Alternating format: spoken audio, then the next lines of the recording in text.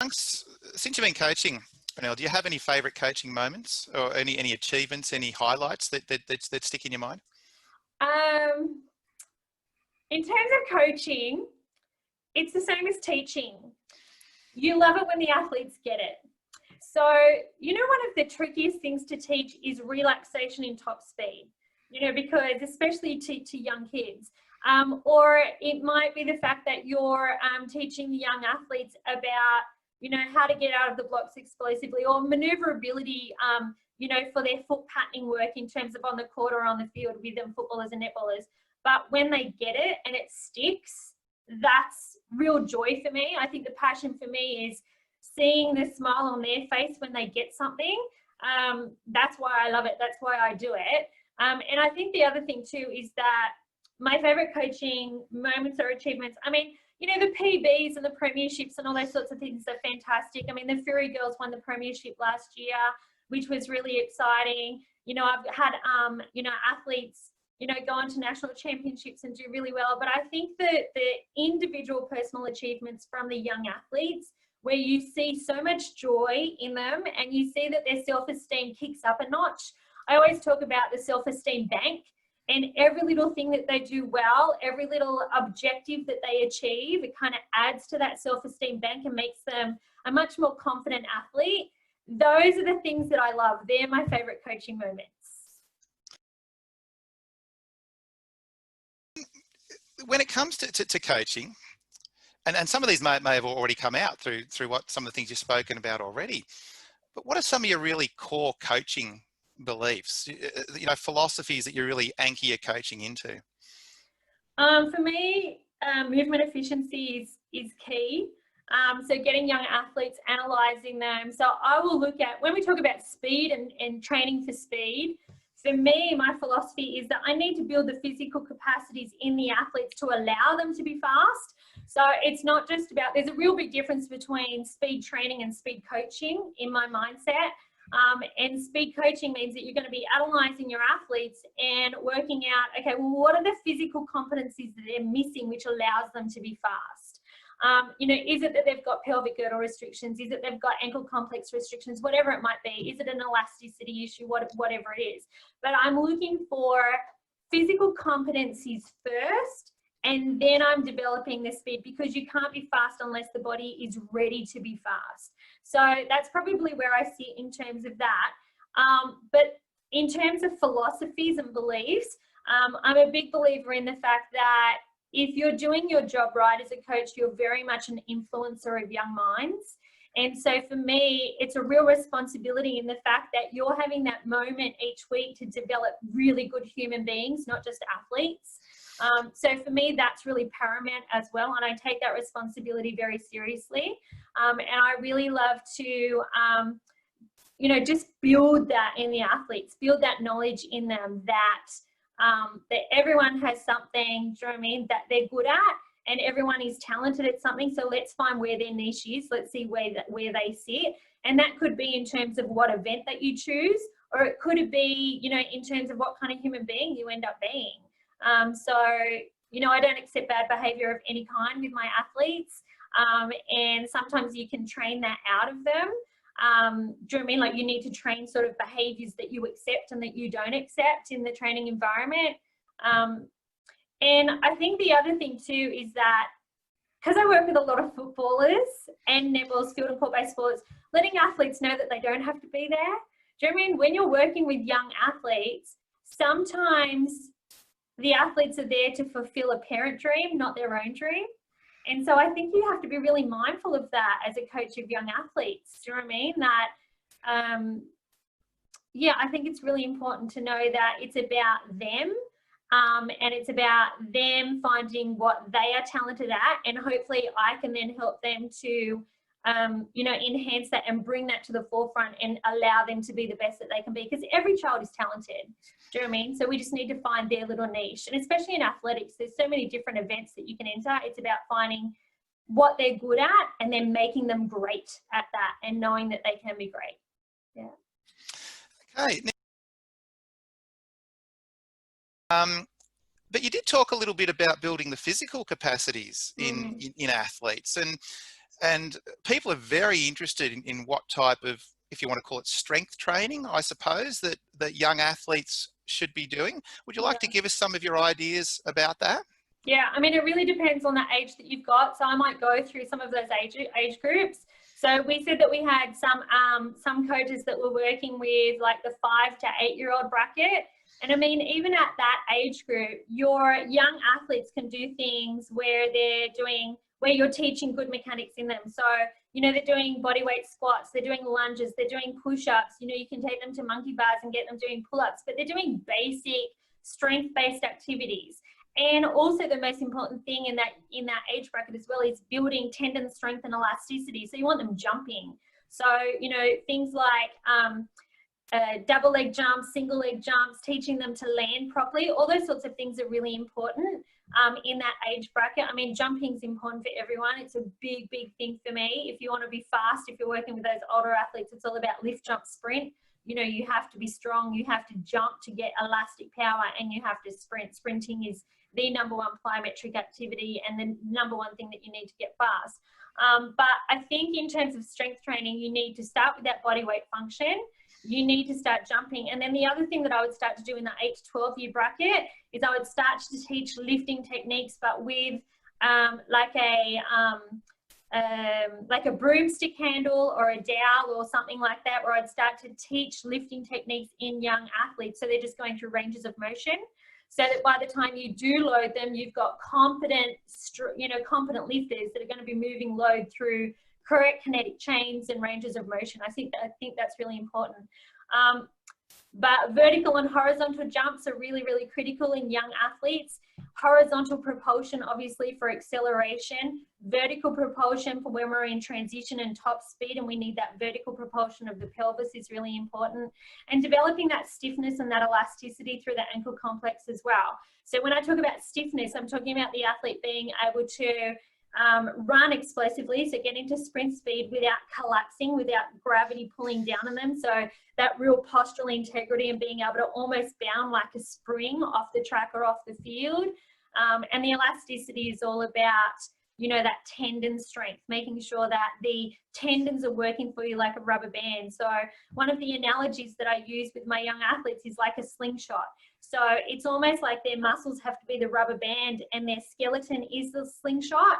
So if they pull that muscle back over the skeleton, it needs to be able to explode and drive them forward or upward, depending on whether it's horizontal or vertical propulsion. And so if that's stiff or rigid, we were talking about those physical competencies for speed.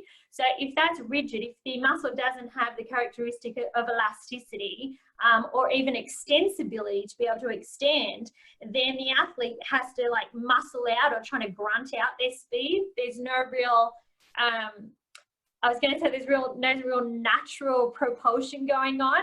And just using the word natural, it makes me laugh, because I had a baseballer that I was working with last season. He's just signed $1 million contract with the Pirates, and he was not a natural runner in any sense. He was, most of the track coaches here, you'd watch him run and you'd think, oh no, what do I do here? And so we built him into this beautiful athlete.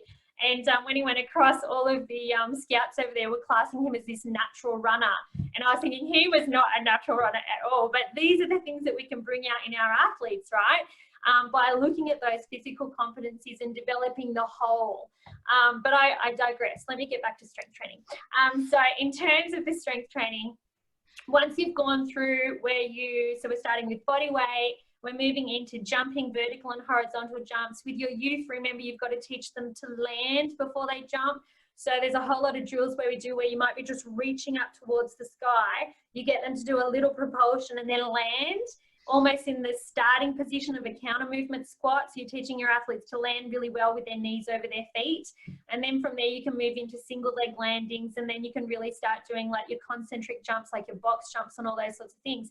And believe it or not, the effort of just doing good functional movement through body weight training, doing jumps where I'm learning how to control myself eccentrically as well. So I'm not collapsing down to the ground in my jumps, but I'm controlling the body in space as it's making contact with the ground again. Plus then the sprint training that they're doing, that will make them really fast athletes. So then you can start to load them. When we get up into like the, 13 to 16 to 18 bracket, that's when we're loading our athletes. That's when we're starting to, well, even in the younger ages, like that 10 to 13 age bracket, you're using medicine balls. So you're actually getting that propulsion going where you can push through those concentric efforts and those power efforts with the body without having to decelerate. When you're in the gym and you might be doing a bench press, for example, and you're accelerating the bar, but you then have to decelerate to control the end point of the lift. The same with a squat and all those sorts of things. So all of our traditional lifts have an acceleratory but then a deceleratory controlled mechanism so that you don't destroy the joint structures. Well, when you use medicine balls, you don't have to worry about that because you're releasing the load. So medicine balls are something that I use with all of my athletes, and they are fabulous because you've got the power and the concentric explosiveness, but you don't have to have the decel control because you're releasing the load.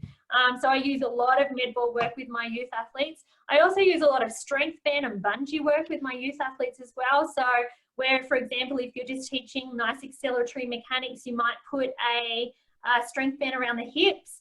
And it's really, really good if you've got young athletes that are flexed at the hip and you want them to have good lean, but without that excessive flexion of the pelvis, so the glutes in this stretch position, and the glutes are the powerhouse for acceleration, then by putting a strength band around their hips and holding them from behind, it forces the body, without them even thinking about it, to push the pelvis forward. So now you're getting that nice concentric effort of the glutes driving them forward and getting them into nice acceleratory mechanics. So I use strength bands a lot, some bungees, and then I'll pull the athletes who in the field have been learning techniques with, as I said, a broomstick or a dowel. Now we're in the gym and we're loading and we're going through all of the, classic strength-based work.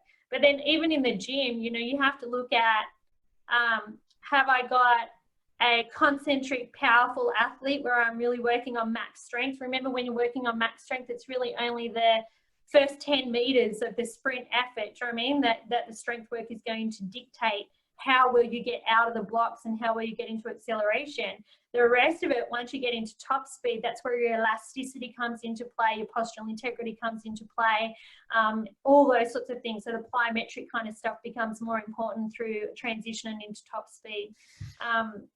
I've been talking a lot about strength training, but that's what I do. No, that's fantastic. No, it's absolutely, and it's fantastic. Where do you fit it in, Ranell? Do you pop it in the warm up? Well, I mean, where does some of this stuff go that you've been talking about? So in terms of the strength training, what will happen is that obviously the strength bands, the medicine ball work, and the bungee kind of resisted kind of work will all go within the session itself.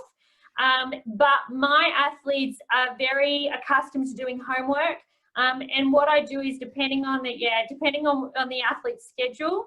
Some of the field and court-based athletes have ridiculous schedules, which it'll be nice to talk to in Elise's question about loading for young athletes and how much volume of training that they should be doing. But we do microdosing. So for example, you might get an athlete to do, just say we want them to get a stronger glute function. These are our youth athletes. You might get them to do a series of smallly loaded glute bridges or glute walking bridges or glute walkouts for hamstring robustness and strength through the back chain. And you might do that as like a 5-minute workout that they do at night before they go to bed. Or you might say to them, Jeremy, when do you want to put the 5 minutes? And they might say, okay, well, I might do it when I get home before I start my homework or something. There's 5 minutes and it has to be at the same time every second day. Or usually I'll have glute bridges one day, core development the next day. Because what we're finding in our youth is that their posture is terrible. All the coaches on here can, will know that their posture is terrible because everything that we do now is down. They're on the keyboard, they're playing with PlayStations. When we went to school, everything was teacher focused. So we were always up, we were always looking forward at the board. Whereas now it's student focused. And so there's more activities where everyone's down and they're looking at what they're doing. So that breeds poor posture. And then they're doing the same when they come home as well. And sitting all day, that causes us problems as well in the pelvic function, which we can talk about later. But postural integrity. So I'll do a lot of core. So I might do glute work on one night, core work on the next night. And the core work is designed to give them the postural integrity that we need through transition and top speed, and also strengthen that, because if you think about the young athletes, the arm drive, we talk about a summation of forces running through the body. So that arm drive, that force and that strength that's being created has to get to the feet, but it has to travel through the torso to get there. And so what you'll find is some athletes will almost look like a washing machine running down the track, and that's because they don't have any postural integrity. They've got too much axial rotation going through the spine. So they'll get different core work, which will be anti-rotational work for their core training. You'll get athletes that are just hunched, that will have a lot of back positioning. So when I talk about core training, I'm talking about shoulder girdle, pelvic girdle, and everything in between, back, sides, and front, everything. And I'll look at the athlete and I'll say, what needs to strengthen to give them the posture that I need to get them down the track, or to add that sum of forces that's coming from the arm drive into the feet to propel them again horizontally down the track. So glutes, every day has to be the same. Kids need a schedule, and it needs to be something that's on the same day every day of the week, to keep them in that little routine. And if they know this is my 5 minutes of determining, you know, homework, then, you know, I'm going to do it at the same time. And you can tell as a coach when the kids aren't doing it. Do you know what I mean? So, I mean, I'm at the point where I can just say, okay, you're not coaching with me anymore. You don't do your homework. Most people are not that fortunate. So, Ranell, you touched on some running technique there. People were interested in running technique, and if you had, you know, again, any advice regarding what you see as important in a running or a sprint technique, and maybe even some associated coaching cues that you like using to get young athletes to achieve the technique that you're looking for.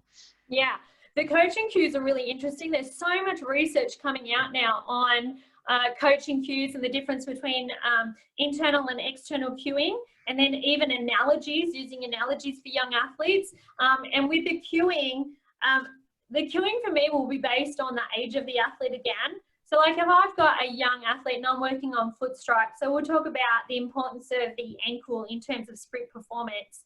And Penny talked about dorsiflexion last week in the session, and the fact that if the athlete's foot is in a toe down position, and with a lot of the athletes that I work with, their coaches are constantly saying to them, get on your toes, get on your toes. I mean, track coaches don't do that. We're a little bit wiser than that. But the thing is that as soon as you're on your toes, you're in a plantar flex position and you're in a braking position. So your foot comes out in front and it actually grabs the ground out in front of the pelvis, which means that your force is driving you backwards. So you're overcoming a braking force on every step. As soon as you pull the toe back into a dorsiflexed position, which is where the toes pull back towards the shin, now the foot has the space to come underneath and hit under the pelvis and drive horizontal propulsion. So that's what we're looking for. But if the athlete's calf complex is so tight that they actually don't have the extensibility through the musculature to be able to pull the foot back, it doesn't matter how much cueing you give that athlete, they're not going to be able to get there because their body doesn't go there. So then what you need to do is you need to say, okay, well, in one of those microdosing sessions, we need to do some calf care complex work. We're going to lengthen the musculature of the calf complex. We might want to stiffen dorsiflexion position by doing some stiffness jumps and things like that. And we want to get the ankle complex into a position where it can now apply force to the ground and add that propulsive mechanism to the athlete.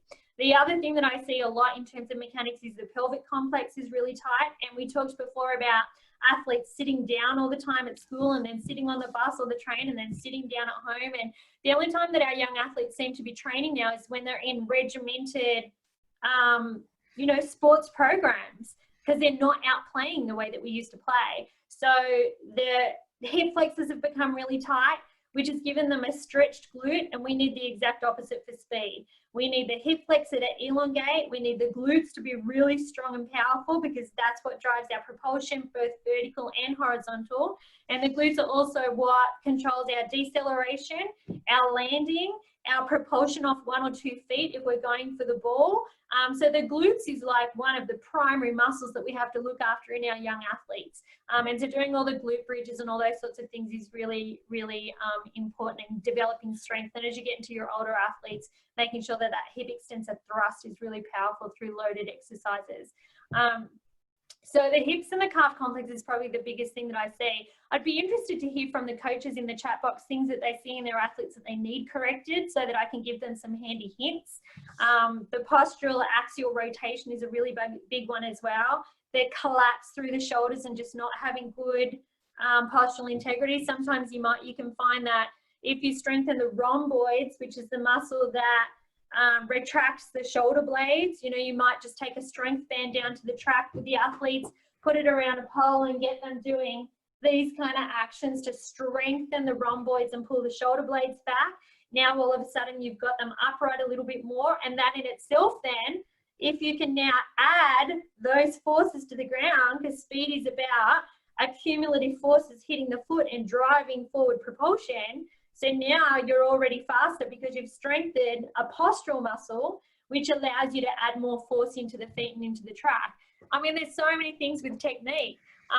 With the cueing we talked about before, when you've got young, like really young kids, you've got to use a whole lot of fun things. I mean, in track, we've always used the aeroplane analogy. Do you know what I mean? The other ones that you want to do if you're doing an ankling drill for foot strike, you might want to say, okay, the carpenters come along and they've dropped all of their nails in the ground, and now our feet are the baby hammers, and we're going to hammer those nails into the track, do you know what I mean, or into the field, so that they've got that idea of hitting and being forceful through foot strike. There's just so many different things. Actually,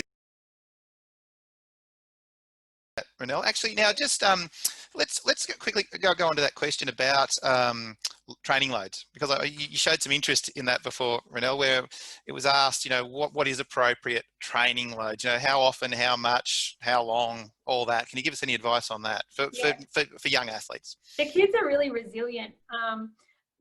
What we need to look at is an accumulated, what it actually creates an accumulated fatigue. And believe it or not, that the 5 to 12-year-old kids can usually deal with more than the 12 to 16-year-old kids, because what happens is that when you go through puberty, your body takes up so much energy to grow and develop. So we always talk about any young athlete having a fuel tank. And that fuel tank doesn't change, but what comes out is that you actually have school, which diminishes it. You then have, you might have family issues or challenges at home, which will emotionally, drop the fuel tank down. You might have played football or like us, bull rushed, you know what I mean, during lunchtime, and then it goes down again. So you have to work out when the athlete presents themselves to training where their fuel tank is for that day, and whether or not the athlete's getting the correct nutrition and sleep, because sleep is the huge thing for us right now, working with young athletes, as to whether or not a fuel tank the next day has gone back to being full or whether it's still half loaded. The big thing that I would be looking at, first of all, rather than talking about volume of load, because for me, I have found over the last probably 6 to 7 years that I can't generalize over what age group actually can deal with 10 hours or 6 hours or 2 days of training or 4 days of training. I'm looking at each athlete individually, and that's because if they're on their phone all night, there's not strict rules in the household about getting 8 to 10 hours of sleep. And believe it or not, young athletes need, that are in that teenage bracket, they need more than 8 hours sleep. We've got research that shows that if you have less than 8.5 hours sleep, you're 7 times more likely to get injured. And that's between the 13 to 18 age bracket. So we're looking for these athletes to have 9 and 10 hours of sleep, and for them to understand that when they're sleeping, that's when the body is restoring. That's when they're getting their physiological adaptations to their training. And so we need this sleep to become almost like another component of their training so that they understand that. So that's the first thing that I'll look at, because if they're not getting the correct sleep, I can't give them the volume of training that I normally would. Then the next thing that I'm looking at is nutrition. So if they've got really good nutritional intake, nutrition is healing for the body, nutrition is energy for the body, nutrition is growth and structure and all those sorts of things. So again, if the athlete's in a family environment where they're not getting good nutrition, then the volume of training has to be pulled back again because they're at higher risk of injury. If they're in an environment where they live in a perfect family, the parents that I love, where they've got great nutritional intake, they're sleeping between their 8 and up to 10 hours a night, then you've got an athlete that you can load correctly. So then all you have to do as an athlete is ask them when they first rock up to training, where are you at today? And I do that with all of my athletes. We talk about, you know, I say to them 1 to 10, 1, I'm dead, I want to go to bed, or 10, I'm full of energy and I'm ready to go. And if that's the case, if they're sitting like 6 to 7, you have to modify your session plan for that day. So it's not just having that mindset that this is the plan, this is what we're doing. Now, I have the luxury, of course, of working with older teams, or with my younger athletes, I work one-on-one for that specialty training. So I have the luxury of modifying. If you're working with a group of 20 kids, you can't do that just because one kid's tired. But you might look at them and have a look at their technique as they're coming down the track and say, okay, you're going to sit this next rep out. And it's not because I'm punishing you, it's because I'm rewarding you. I don't know what you say to those young kids, but do you know what I mean? You have to try and protect them because it's your job to protect them in that training environment. But if you want to go textbook averages, so not taking in any of that kind of stuff, when you're working with the 5 to 8 year olds, they should be doing maybe 2 nights a week, 1 hour training, and then maybe doing a little bit of training, and then add on the 5-minute microdoses. So you can do like 2 5-minute microdoses, which is 10 minutes a day, which is, you know, another 70 minutes of training that week, but it's just really broken down. You know, when you've got your 8 to 12 year olds, you know, they can do 2 to 3 sessions a week and then compete on the weekend. Again, add in those micro doses, which are very specific and customized to that specific athlete. By the time they get to like 13, 14, you know, I mean, my athletes, you know, are training 3, once they get to 16, 4 sessions a week and then competing on the weekend. You know, my open athletes are doing AM, PM sessions, so they'll be in the gym in the morning, they're on the track in the evening, they're doing that 3 to 4 days a week, and then they've got additional training, you know, on the Saturday. So, but again, I wouldn't do that load if they didn't have correct sleep and nutrition and things like that. Yeah, that's some fantastic advice. Thanks for that, Ranell. Yeah. When it comes to learning about coaching, Ranell, how do you learn? Do you still continue to learn, and do you have any recommended resources or places for people to go to learn? With him, but books, let me tell you about some books which you're going to get a lot of information. If you love the science like I do, so I'm like a big science geek in terms of physiology, biomechanics, physics, all those sorts of things, then this is the book for you. I pulled them out of my bookshelf for everyone. So this is called Running. This is Biomechanics and Physiology. This is a 2005 book by Bosch and Klomp. It's very science heavy. So if you love the science, this is a really big, thick book that for me, this is my second version of the book. The other one's all riddled and fallen apart. If you want speed strength for training, David, I saw yours in terms of strength for speed development. I want to talk about that again before we go, so don't let me go away without doing that for you. This Strength Training for Speed by James Wild, this is a really good one. This is one of my friends from the UK who works in track and in football in the UK. This is a really easy to understand book. And if you're one of those coaches that just wants the program written for you, so that all the work is done, then James has done that for you. So that's called Strength Training for Speed, Principles and Practical Application. And the really cool thing is that there's some really nice stuff here about technique as well. And this is for sprinters at the beginning. So if you want a book that's really easy to understand, it's got programs in there ready to go, then Strength Training for Speed by James Wild is your book. There's a new book that's just come out, which I'm loving. I've only gotten through the first, I started on page 72 though. It's called Speed Strength. And this one is by Joel Smith, and he's actually the guy that does the podcast for Just Fly Performance. Yes, David, you know him, so that's a great podcast, right? And this book, again, it's a little bit on the sciencey.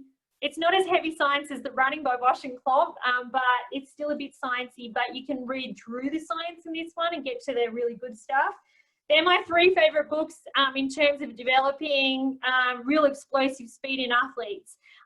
And then the Just Fly Sports Performance is really good. The Rob Pacey, the Pacey Performance Podcast is really good as well. He's just gotten onto his 300th episode, and I remember I did episode 46 with Rob back in the day, I think maybe 3-4 years ago now. That's a really good one as well. So if you're a person that loves to listen to podcasts as you're running or traveling to work or whatever it might be, they're probably the two that I would go to for speed development, and just hunt through the actual ones where you can see the speed, and they're my 3 books that I would go to. David, I want to quickly talk about strength for speed development for you, because I saw that on your chat and I don't want to let you leave before I go in terms of that. In terms of acceleratory speed, you're looking at glute quad function. So you're looking for postural integrity. So you're looking at things like horizontal propulsion, prowlers and sleds on the track. You can take the sleds and the prowlers to the track and get even young athletes pulling and pushing. Okay, that's something you can do at any age. The difference is that as you get older, you load those sleds, yeah? In the gym, it's really about the technical competency of the athlete in the gym as to where you go. But again, you're looking for strong hip extensor thrust and knee extensor thrust as well, with good postural integrity. But the other thing is that you can't just lift weight. That's why I have this whole philosophy, lift, jump, sprint, because you have to lift and you have to jump. So never get an athlete just squatting without squatting and jumping. So as soon as they rack the bar, pull them out, and they're doing either pogo jumps or rocket jumps or explosive squat jumps. If they're coming off out of an RDL, you want them doing a kettlebell swing. So you want to think about how the nervous system acts with the musculature. So think about loading force through the musculature and then getting the nervous system to act quickly through the plyometric activity. That's the big thing for strength. And in terms of then transitioning to top speed, that is all jumping. So all of your plyometric work, your jumps, all those sorts of things are going to give you that elastic function that you need in top speed. Because the stuff that you do with the weight training, that's really only acceleration. Once you get up out of acceleration, it's all glute hamstring. And it's hamstring in an eccentric load contact phase. And so that's all elasticity. And stiffness of the foot.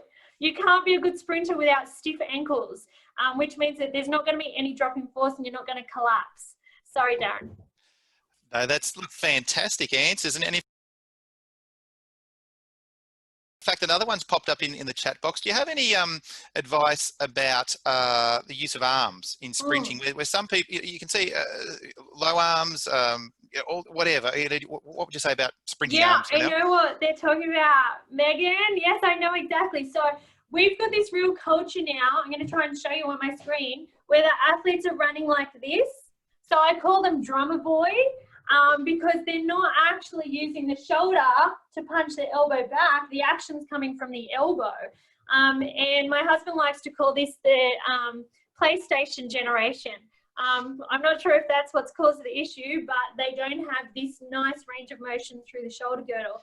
And the other thing that could be happening there too is that you've got your anterior deltoid and your pectoral group here pulling the shoulders down. So the capacity to actually get that back into the position where you get a really nice arm drive is difficult. So 2 things to look at. If you've got the arms swaying all over the place, you can do a simple drill where you get the athletes to sit down. I think it's on my website actually. Get the athletes to sit down, elbows, and what I do is I give the athletes a stick in both hands. So you can use relay battens, which is what I normally use, but if you don't have relay battens, just find 2 sticks that are lying on the ground under a tree, put them in their hands, because the body has preservation built in. They're not going to jab themselves in the eye with a stick. So if you put 2 long sticks in their arm, you get them to drive, the arm is going to come into this position because they want the stick moving away from the face. And so it's a correction that you can do with young athletes, and they don't even realize that they're doing it. They were running like this, and now all of a sudden they're running like this just because they've got 2 things that could jab them in the eye if they don't. And if you train that repetitively over time, then that becomes the new normal. So you might just want to do that as a part of a warm-up, just to train that function. The other thing that I've done with athletes, when you're saying they're pushing through water or they're doing some sort of thing like this, that's what they're doing. So they're like this. So we call these fairy arms. So we've got these arms moving around. And again, what you want to do is you want to probably put something into their hands and get them sitting down on the ground and just focusing on punching the elbow back. So sometimes even with athletes, what I've done is I've stood behind and I've just put my hands up like focus pads in boxing. And I've said to them, just punch your elbow back into my arm. So I want them to drive back as though they're hitting me as hard as they can, just so that you're getting a new normal. And all you need to do is just do this sporadically, you'd be surprised at how quickly the nervous system will pick up a new movement pattern, and then we'll lock into it. So just a little bit of perseverance, I think. Okay. I want to quickly answer this question. Laura, you said, is the same action for endurance running? Endurance running is a little bit more relaxed. So in sprint speed, it's a really strong drive. In endurance running, it's much more relaxed and the movement pattern is smaller, except for then if you have got athletes coming at you and you need to make a sprint for the finish, then you open up those arms. So, Ranell, just a couple more questions. Do you have a number one tip for coaches who might just be starting out? I think my number one tip is, just because we've always done it that way doesn't mean it's right. So I think what happens is that if you're a new coach starting out, your first thought process is to coach the way that you were coached. Whereas if you were coached even a decade ago, I mean, I don't coach the way I coached 5 years ago.